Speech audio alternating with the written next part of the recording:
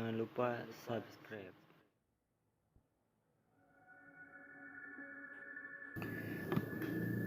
Assalamualaikum warahmatullahi wabarakatuh. Selamat malam buat kalian yang melihat atau mendengarkan video di channel ini. Seperti biasa, saya di sini akan menceritakan hal seram dan misteri. Dan untuk cerita malam hari ini yaitu kembalinya sang tumbal. Sungguh ironis jika seorang anak yang merupakan permata hati dan tumpuan masa depan kedua orang tuanya harus diserahkan kepada iblis durjana. Semua dilakukan hanya demi ketamakan akan harta dunia. Anak yang harusnya dijaga dan dibesarkan justru dipersembahkan kepada makhluk seperti iblis laknat. Berbicara mengenai fenomena pesugihan, ingatan kita tak lepas dari masalah nyawa dan tumbal. Jika ingin kaya mendadak, konon kita harus menukar sesuatu sebagai timbal balik dengan setan yang dipuja itu. Setan memberi kita harta dan kita pun harus memberikan sesuatu menurut keinginan si setan tersebut. Biasanya ini yang kemudian disebut sebagai tumbal. Tumbal itu biasanya berupa barang ataupun nyawa. Semuanya tergantung permintaan si iblis. Bahkan tak menutup kemungkinan nyawa si pelaku berikut beberapa nyawa keluarganya sekaligus. Memang mengerikan. Kendati demikian, disinyalir banyak orang yang nekat melakukan kesesatan ini. Bicara masalah tumbal, ada pengalaman luar biasa yang dialami oleh seorang lelaki dari daerah Bogor yang kini telah berusia 55 tahun. Sebut saja namanya Madin. Menurut pengakuannya, selama 15 tahun dia hidup tersiksa di alam siluman babi karena ditumbalkan oleh kedua orang tuanya demi meraih kekayaan. Namun setelah 15 tahun, berkat kuasa ilahi, dia bisa pulang kembali ke keluarganya. Karena itu terkuaklah aib kedua orang tuanya yang selama ini tak dia ketahui. Tentu saja kepulangannya itu menjadi kegemparan seluruh kampungnya. Bahkan hingga saat ini pun masih banyak yang takut bila harus dekat-dekat dengannya, dengan alasan dia pernah mati, atau banyak yang mengatakan dirinya adalah mayat hidup. Tak terkecuali ibu kandungnya sendiri, sebab saat dia pulang ayahnya ternyata telah meninggal. Perempuan uzur itu sangat shock menerima kedatangan Madin yang baginya telah meninggal dunia. Menurut penuturan Madin, kisahnya yang tragis itu dimulai ketika dia masih berusia 15 tahun.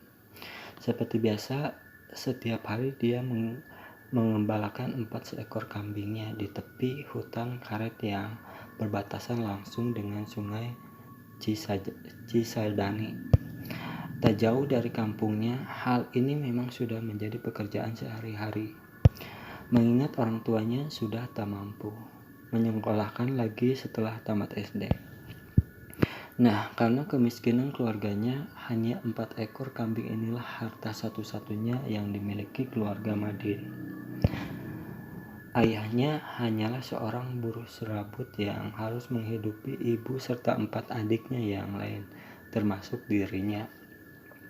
Hari itu, ketika matahari sudah mulai menuju peraduannya di ujung barat, angin sepoi-sepoi yang datang dari lembah Cisadane hampir saja memejamkan mata Madin yang sedari tadi duduk di bawah sebatang pohon karet sambil mengawasi kambing-kambingnya dari jauh. Namun, rasa ketakutan itu dikejutkan oleh deheman seorang yang tiba-tiba saja telah berdiri tegak di sampingnya. Orang tersebut dalam bahasa Sunda memperkenalkan dirinya dengan nama Pak Saman. Lelaki berpakaian ala pendekar ini membawa pesan, yakni agar si Madin bersedia ikut ke rumahnya atas perintah bapaknya sendiri. "Bapakmu sudah menunggumu di sana. Dia ada di rumah kami," ujar lelaki berkulit gelap tersebut.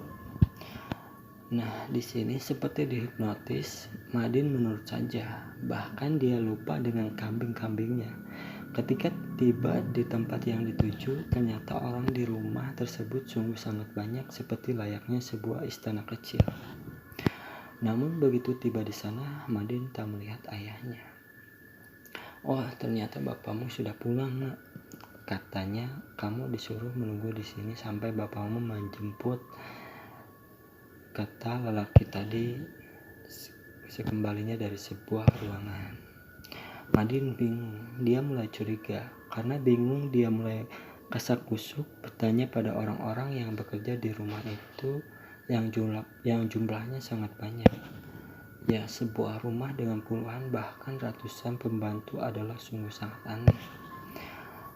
Tetapi tetap tak ada jawaban, sebab orang-orang itu semuanya seperti bisu. Tiap kali ditanya, mereka hanya menggeleng dan memandang dengan hampa.